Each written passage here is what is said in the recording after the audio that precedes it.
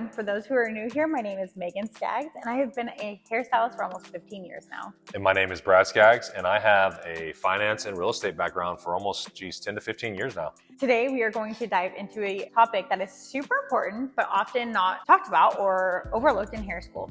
Is our finances and how to set up yourself. But before we dive into it, if you haven't subscribed yet, hit the subscribe button and the bell to be notified every time we post a new video about the two best things, hair and money. You might be wondering why learning about your finances is so important for us hairstylists. Well, managing your finances efficiently can make a huge difference in your career and your life. I don't know about you, but they did not go over any of this stuff in hair school. I was not taught this at home either.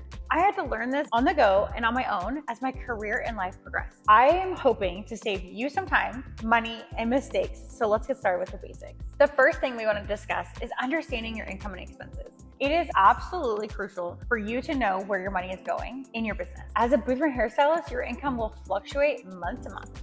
It is very important to understand exactly how much you are bringing in and how much you are spending.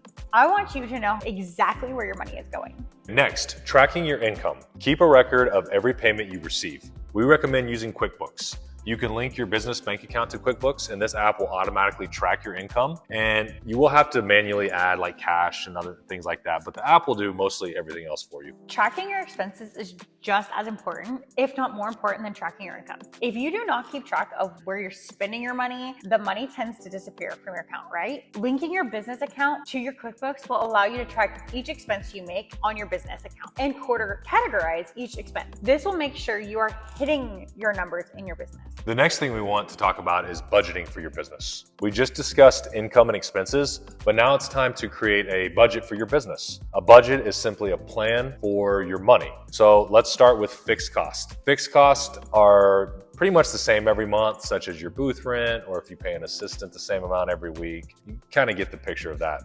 Then we have some variable costs. These will probably fluctuate week to week. Examples of variable costs are products, supplies, utilities that you may be responsible for, things like that.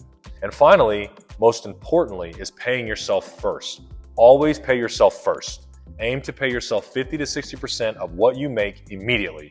If you let the money sit in your account, it will somehow get spent, and on what? Next is setting financial goals. This is so important if you want to be a successful hairstylist. Setting financial goals is the key to staying motivated and on track. Think about what you want to achieve financially in the short term and the long term. Examples of short-term goals could be saving for new tools like the Dyson hair blow dryer, purchasing a course like us, attending an in-person workshop, or even going on vacation with your family. Write your goals down and look at them every single day. Let's do an exercise together right now. What do you want to make in one full year as a stylist? 50,000, 75? Think about that number and write it down. Let's say you picked 75,000. Look at your expenses from the previous year, and let's say that number is 20,000. So you know now that you need to bring in a total of 95,000, which is the 20,000 plus your income of 75,000. Now, how many days do you want to work behind the chair? Write it down. Let's say you only want to work 4 days per week. There are 52 weeks in 1 year. So let's take 52 weeks and multiply that times 4 days, and you will get 208 working days. Now, let's divide 95,000 by 208, and you will get 456 that you need to bring in every day that you work to hit your 75,000 income goal. Write down these types of goals, and getting very specific like this will help you accomplish your big goals. Yeah, so you just have to bring in $456 every day you work. Easy. Now let's discuss long-term goals. This could be buying a home, saving for retirement, or even starting your own salon. Write these goals down and put a date next to them when you want to achieve them. You may not hit them, but at least you got something to strive for. Look at these goals every day and take the necessary steps to accomplish them. The next things we want to discuss is saving for emergencies. This is where we see most of our clients mess up. Life is so unpredictable, and having an emergency fund can save you from financial stress. We have all had something happen, and we ended up reaching for a credit card. Before you know it, you have thousands of dollars in credit card debt. We coach our clients to save 4 months of expenses and as your emergency fund. For us, that's roughly $20,000. We know that if we lost our income for 4 months, we would have enough money to get by, and 4 months is enough time to figure out a situation to find new income. So saving 4 months of expenses, it can feel overwhelming because it sounds like a lot to start, but just start small. Even saving a little each month will add up. I would suggest setting up automatic transfers to your savings account and just keep being consistent with it. Next is we want to manage your debt. Debt is a wealth killer. You are going backwards instead of moving forward. If you are always making payments to the banks, credit card companies, paying for your cars, how can you ever really grow your wealth? All of your money is going to pay debt. I get it. Debt can be overwhelming, but it's important to manage efficiently and effectively and get rid of it. The first thing we recommend is to take some of the stress away is to list all of your debts. This will include your credit cards, personal loans, car loans, student loans, etc. Then make a plan to pay them off. Put a date next to each one of them when you will have them paid off. You can list your debts from smallest to largest, which is called the debt snowball method, or you can use the debt avalanche method, where you list your highest interest debt first and your lowest interest debt last. However you want to do it, make a plan to do it and knock it out. Get rid of your debt. Before we move on, we want to hear from you. What do you think of when you hear finances? Does it make you turn the other way, or do you feel like you have your finances under control?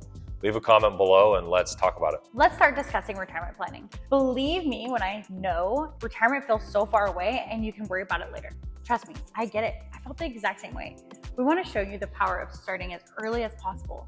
If you understand compound interest, you earn it. If you do not understand it, you pay it.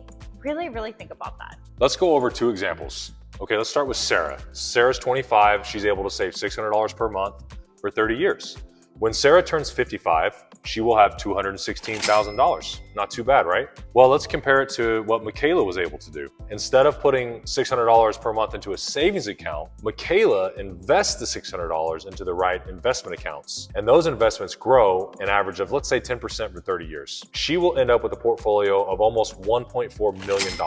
I want you to really think about the difference that you're gonna have in lifestyle retirement. One's gonna be going to Paris, Texas. One's gonna be going to Paris, France. Finally, continue education. Always keep learning. Financial education is a continuous journey. There are plenty of resources available, such as this channel, obviously, books, of course, and if you're interested in even other great YouTube channels. If this video has inspired you to take control of your financial future, we discuss these topics in much greater detail in our community of like-minded stylists and beauty professionals. If you're interested in learning more, click the link below to check out our website and join our community today. But before you go, be sure to check out this video on money mindset as a hairstylist. And if you enjoyed this video, please like, comment, and subscribe. Your support means the world to us and it helps us create more valuable content for hairstylists like you.